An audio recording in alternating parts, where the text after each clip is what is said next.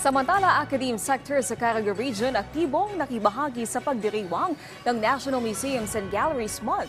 Hindi lang pangkaraganon kundi maging sa kanilang mga turista. Ang sentro ng balita mula kay Jennifer Gaetano ng PIA Caraga.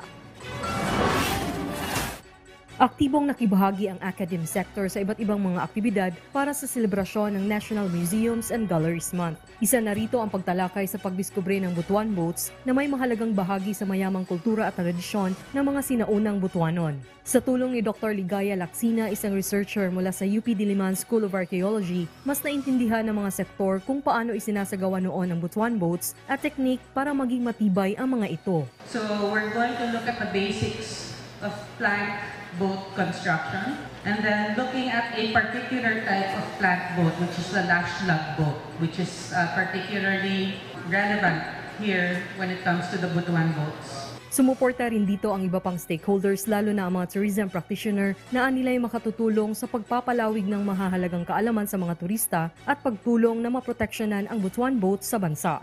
Participating in this event is a sort of supplementary learning to us as teachers so that we can expound the discussion regarding different history of our country. Nag-attend gid ko ani nga seminar about sa Balanghay boat kay ang Madyo Kadya for 27 years nag-ano gid siya, nag-promote gid sa Balanghay kay noon ba ang Butuan City for Balanghay.